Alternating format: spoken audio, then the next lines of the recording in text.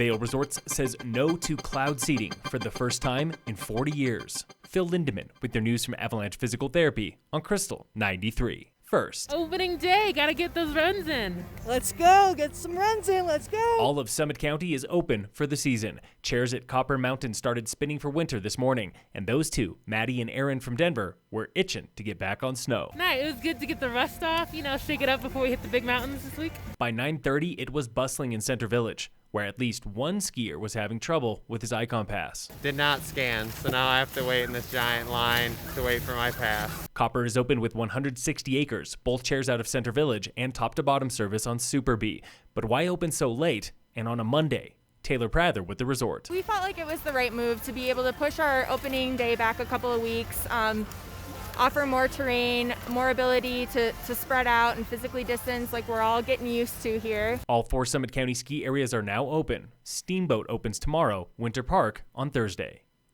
I-70 through Summit was calmer than usual this holiday weekend. Traffic was down 7.5% compared to last year, a loss of 13,000 vehicles in 5 days, Wednesday through Sunday. Meanwhile, 3-day traffic hit 106,000 vehicles this year, up 11% over last weekend, up 5% over last year. This was the first weekend with more than 100,000 vehicles on I-70 since October 20th. Vail Resorts is opting out of Colorado's cloud seating program this year.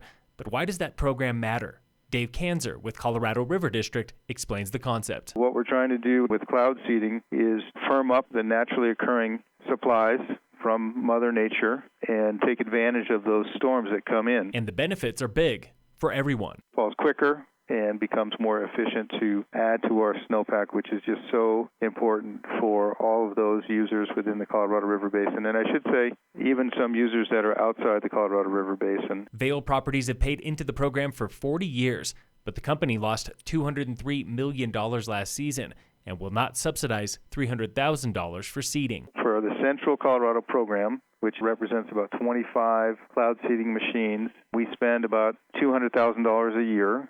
That includes everything from the hardware, the operation, maintenance, and labor. Cloud seeding will still happen in 6 zones statewide, but most likely on fewer days. State lawmakers are back at the Capitol in Denver today for an emergency session. State Representative Alec Garnett. Why now?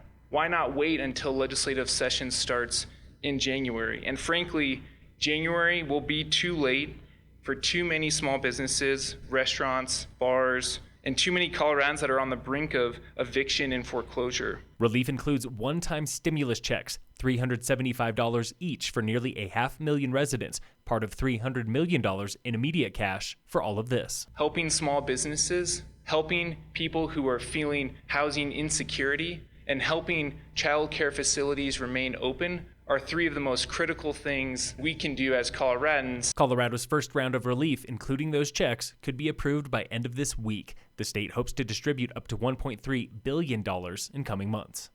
And in local sports, brought to you by American Family Insurance, the Weiss Agency, Summit High football lost to Bennett High School Saturday, 36-16. That's the end of the Tiger season. They wrap it up at 1-4. Phil Lindemann with your news from Avalanche Physical Therapy on Krystal 93.